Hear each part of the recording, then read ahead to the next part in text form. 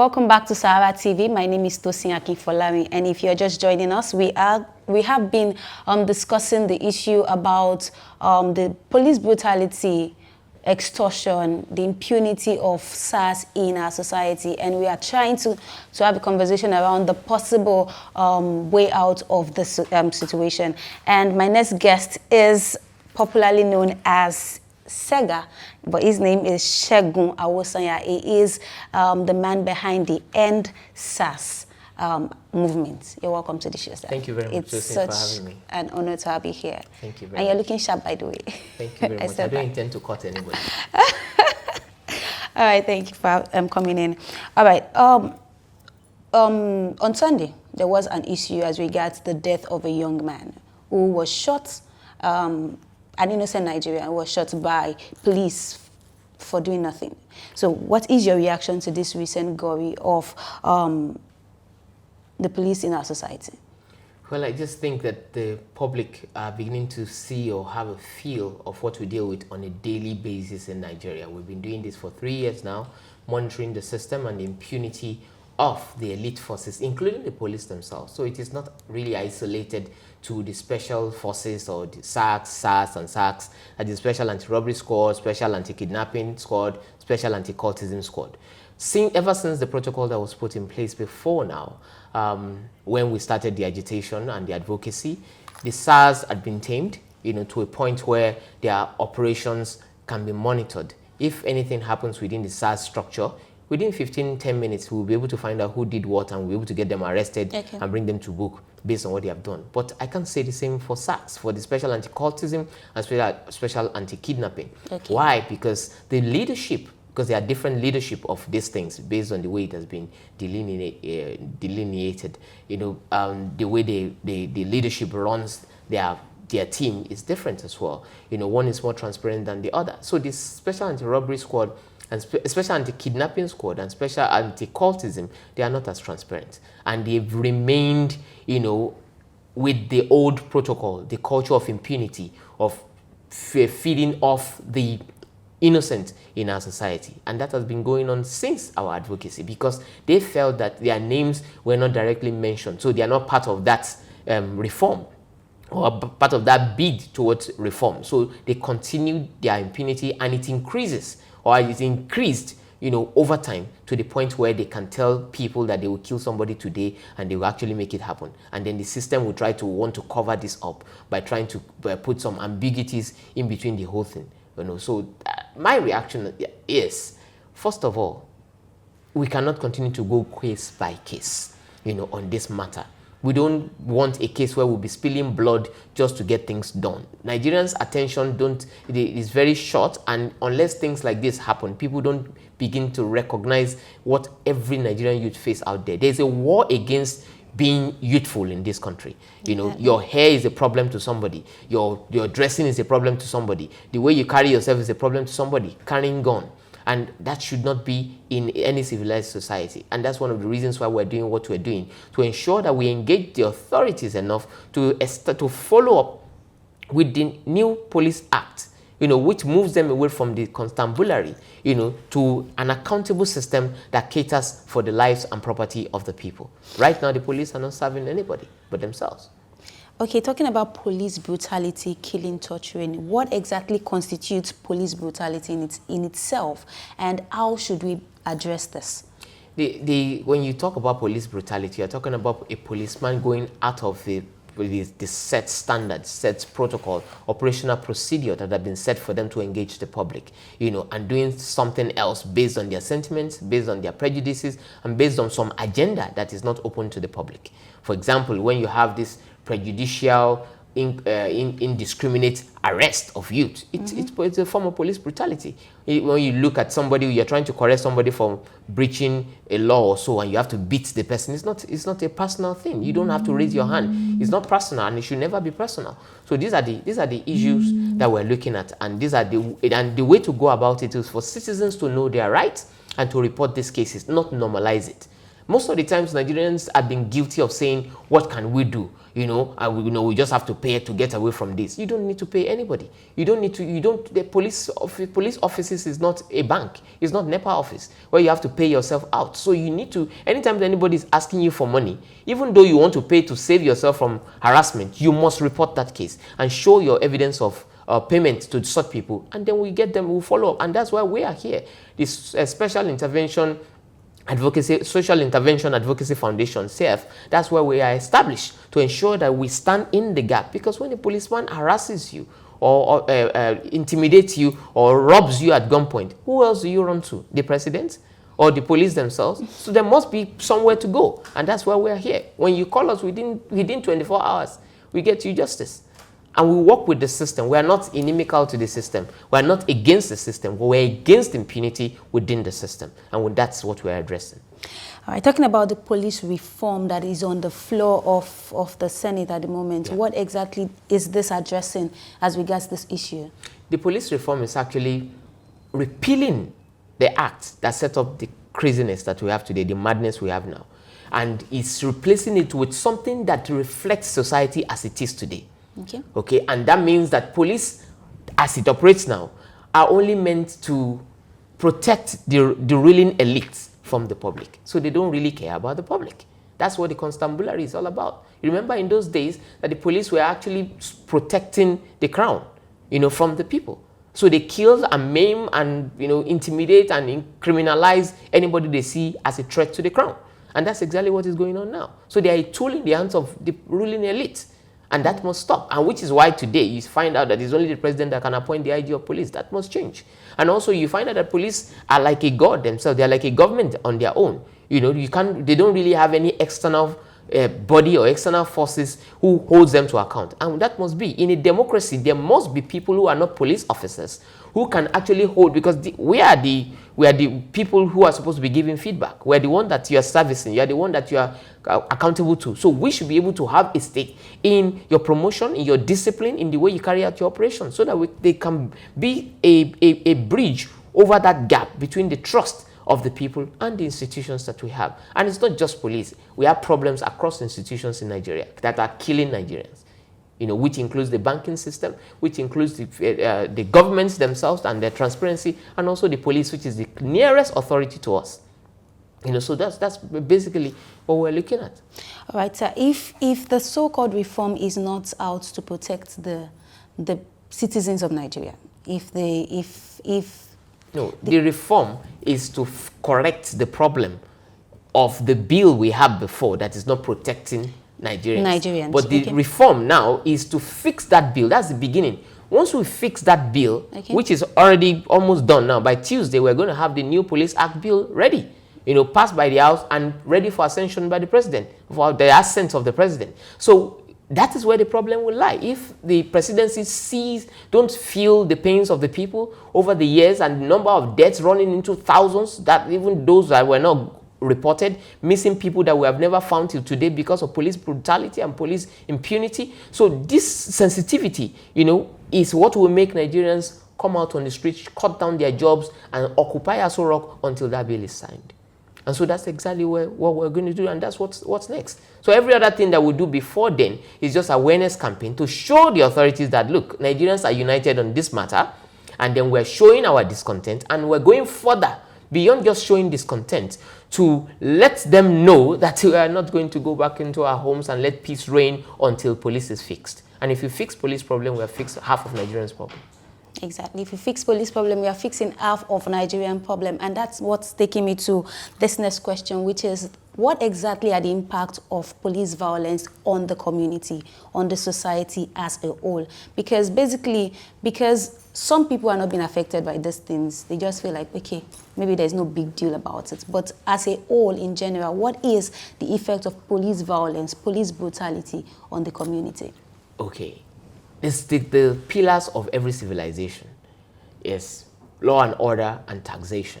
People pay tax when they feel protected, when their business thrive and everything. They owe the government to say, thank you for what you're making happen for my business. I've been growing because you have been doing your job. I'm secured. Nobody's robbing me, and I work freely. I'm a producer. I'm a musician. We're having our shows. We're having our tours. None of our fans are being killed. Nobody's being robbed, and we're doing fine, and all these things. But in a society, in a dying society, where law and order, where law is being broken by those who are supposed to enforce the law, nobody invests in such countries.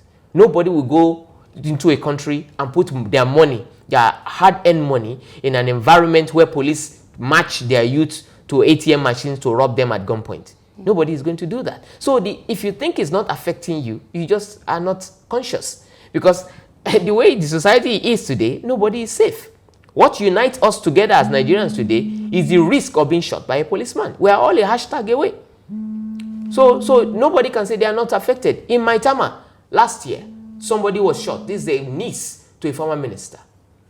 Okay? In the same Maitama area, an NYSC youth was gunned down. So it's no respecter of your status or your religion or your tribe or who you voted for. Bullets don't ask you whether you're a Buharist or you're a Jonathan or you're a PDP or you're a APC. It doesn't really matter. So and that until we begin to understand this, that if we don't fight this together as one, we are all going to be doomed. Until we do that, until we realize that, we're not going to move forward.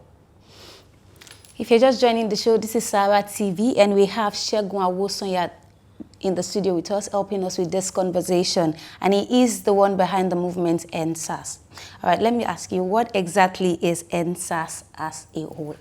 Okay, EndSARS is just an objective. The full meaning, the full project is called EndSARS Reform Police NG, which means that, first of all, there's an objective to shut down the impunity. EndSARS is not directly on SARS. It means end all forms of impunity and then reform the entire police system. We're not just saying the criminals within the police are only in the special elite forces. Police themselves are corrupt. We know that. And then we're not also saying that all policemen are bad. We're saying that there are good heads in the police system who are patriots, who are trying to make sure Nigeria works. But because of the actions of the bad people within the system, you don't get to see their good works. So when you commend a police officer, when a police officer runs into a problem and you want to engage, people are not interested in engaging or being responsible for these people because they feel all the bad experiences does not give them the rights to be respected, give them the right to be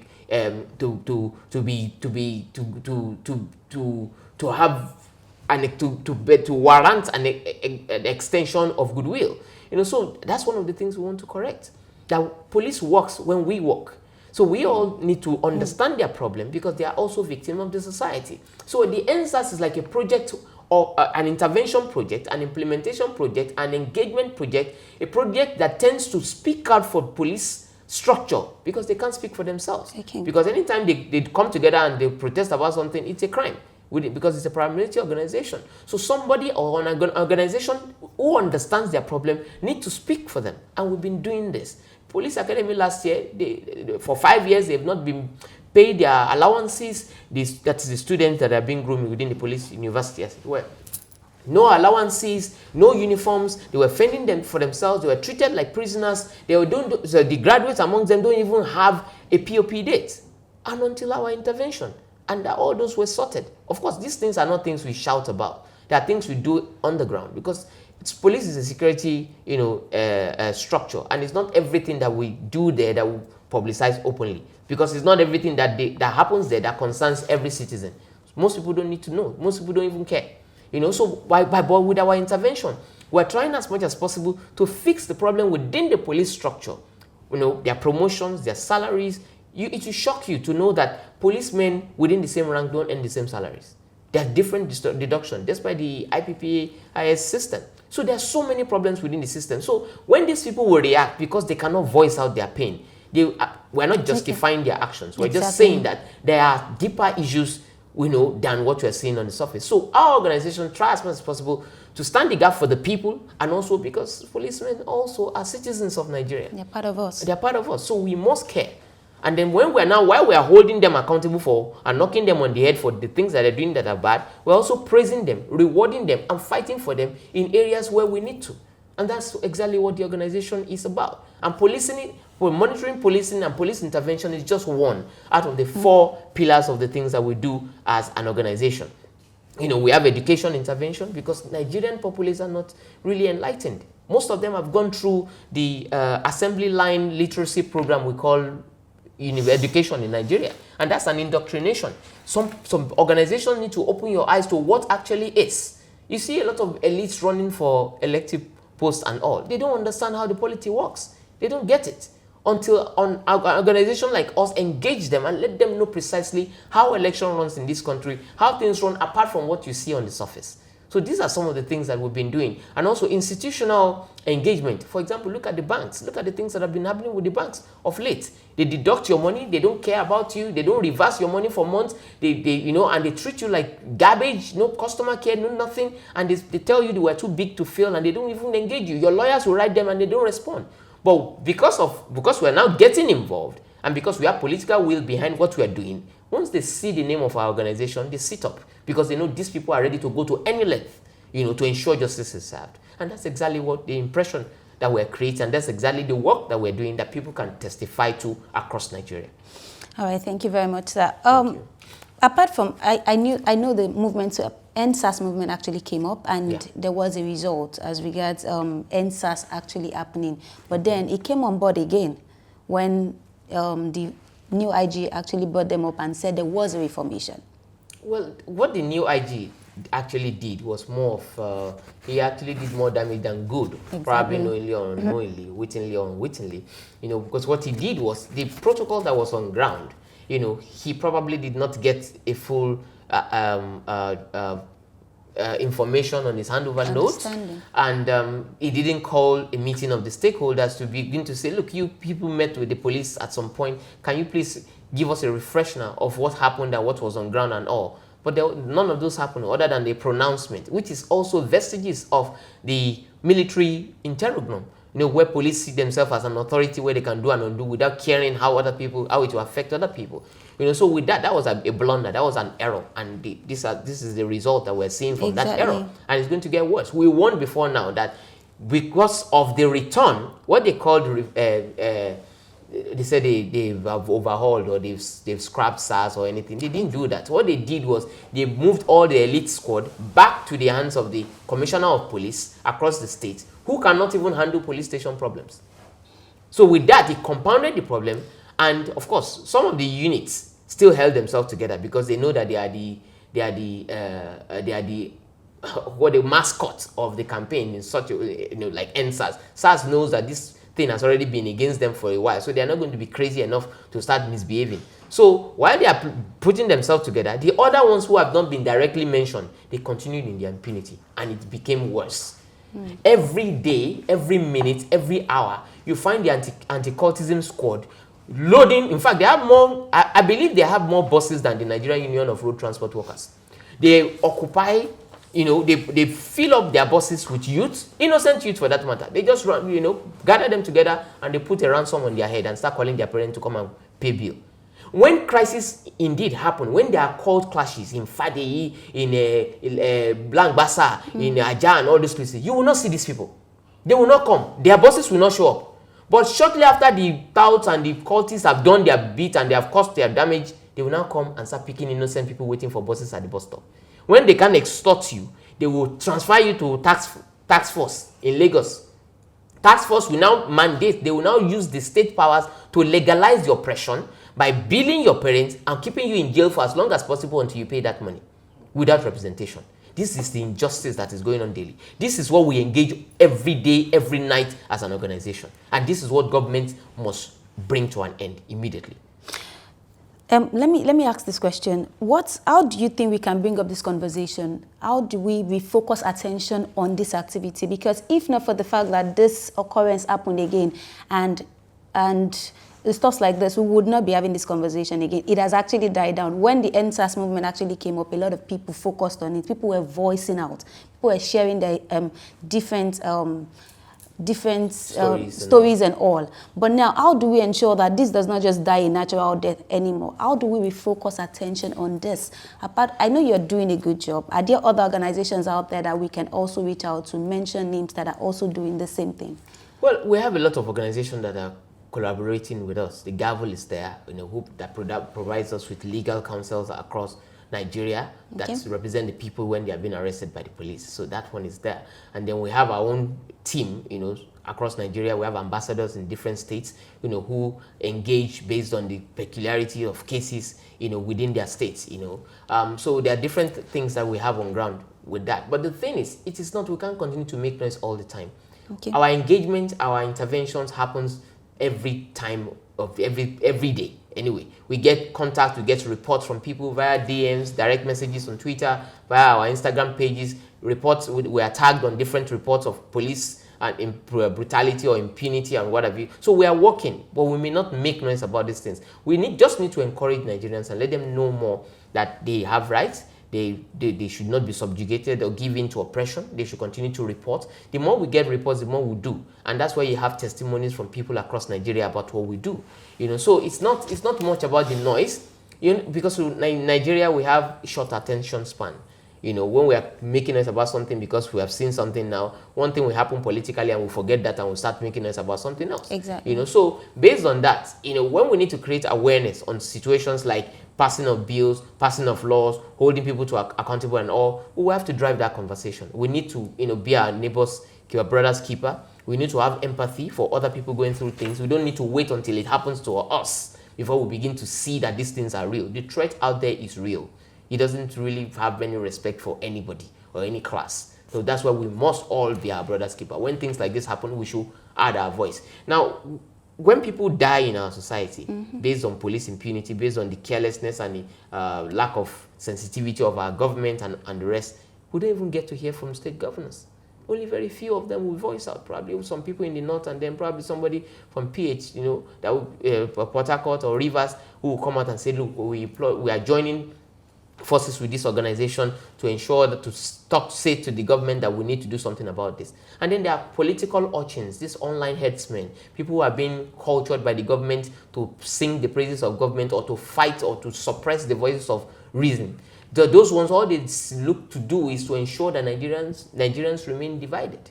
By sponsoring propagandas and blackmail. When we say EndSARS, they go and create their own hashtag in order to make it look like, because they don't like the voice of, and they've been wired to believe that holding government to account means hatred. Holding government to account means you don't like them, or it means you belong to the opposition, or it means you are a fraud. And that's exactly what they've been going through. And we're telling them that it is you that is dying. It gets so bad that most of these people being used by government to spread propaganda about people who are holding them to account, when they run into problem, we are the first person they call. They don't call their government. They don't call Buhari. They don't call any of their ministers. They don't call anybody in their office. It is us they will come to secretly to beg that my family is in trouble. They've killed my people. They've done this. If we mention it, it will look as if we're against our own party. Please, I'm telling you, it is not political. Life and death of humanity has nothing to do with politics. You are a human being first. Before your nationality, before your citizenship, even before religion comes. So you must be factual with yourself and your children for the sake of your children. Speak out about these things, regardless of your political party. So it's absurd to have identity politics of hate in a dying society where everybody is afraid to speak because you look as if you're against government. Speak out. If you love your government so much, you must be able to hold them to account because you are the one dying, not them. Their children are safe. It is you that they shoot at. My children are safe. They speak different languages. They can naturalize in any country. Okay? So I'm not doing this for myself. It's not a selfish agenda. It's you. I worry for you. Thank you very much. That's quite something. Apart from protesting, how do we ensure that another Nigerian youth out there is not being killed, tortured, brutalized just anyhow? How do we ensure that this doesn't continue in Nigeria? We must focus on that bill. That bill must come out, and that bill must be signed on Tuesday, and that bill must be signed into law, effective immediately. Anything that will prevent it, any postponement, any delay, must be resisted. And that is how we will prevent any other person from falling victim of this. That is the only thing standing in the way that's standing in between the freedom of our youth and then and the continuous oppression of our youth. There's a big war against the youth of this nation, and we must begin to confront it by making sure that the first thing is done, which is passing of the new Police Act bill, after which we can now begin to monitor the implementation of that bill to make sure that the police comply with it and they follow it to the letter. And that's exactly where we should be. Thank you very much, sir. Thank you. All right, it is still Sahara TV. My name is Tosin Akinfolami. Mr. Segun Awosanya is in the building, and we have been carrying on this conversation for quite a while. What are police threats, brutality, extortion in our society? How do we ensure that this comes to an end and, we have a free and fair society where everybody's life matters? Okay, that's the conversation we are carrying on. And, sir, if you are to make a correction as regards SARS as a body, because having a conversation with some Nigerians, they've been able to point out that SARS are part of the society, right? The police body itself. So the problem is coming from the society. The fact that they are not being paid well, the fact that they are not being trained well, the fact that a lot of things are happening in there. What would be your advice to the body itself, the anti-criticism and the anti-kidnapping? The anti-cultism, the anti-kidnapping, the anti-robbery squad are elite squad. They are well trained, okay? But when you have a man of war on a peaceful street, he's going to wage war, okay? Which means that they are not trained to hang around. They are not trained to be idle. They are not trained to just sit back and watch young men flaunt their super phones when their salary cannot even buy those devices. It will make them want to commit crime. It will make them want to be prejudiced against them, against these people, to think that they are probably armed robbers or frauds, and that's why they are buying things that they can't afford despite their hard work. So this is where the miscommunication comes in. And so we are saying that there must be protocols in place that restricts them to the reason why they are there. They are there to combat hard crimes, crimes that police cannot combat. An average policeman cannot engage the armed robbers of now because of their weaponry, because of their training, because of the kind of aggression that they have. A policeman is not as equipped. Most of them are not even as educated. So what we're looking at is to finally reform the police in such a way that regardless of who you pick within the system, it can represent Nigeria anywhere in the world. And that means training must be done. That means they must be well paid. That means their wives must give them peace by having a good home, good shelter, not the criminal places that they're staying now. If you go to police barrack, you will weep. Your dog can't survive in that environment. Exactly. Imagine somebody coming out from there on a daily basis. He's not going to wish you well if he sees you living in a flat and driving flashy cars. Something nice. That being said, it is also not an excuse for them to behave the way they are behaving, because they have a job at least. There are Nigerians who don't have jobs, who don't even have any salary to look up to, let alone something that is small. So it is not an excuse, but at the same time, because of the kind of responsibility they have in their hands, we must do our bit. That's why our organization, we're also, engaging, having a police intervention fund where we use to engage these officers, reward these officers, even sponsor their training in some cases, buy them kits, do some things, because in every other society, no government, no structure, no country can fully fund their security. They do what they call collaboration with organization, development authorities, and the rest. So we also, our banks, our organizations, our sectors, must rise up to that, responsibility of engaging correctly and contributing to this. There's no reason why our police stations, at the minimum, don't look like microfinance banks, where police can feel well, work in an AC environment, where their secretarial duties or their documentation and all is done by professionals who probably may not even be a police.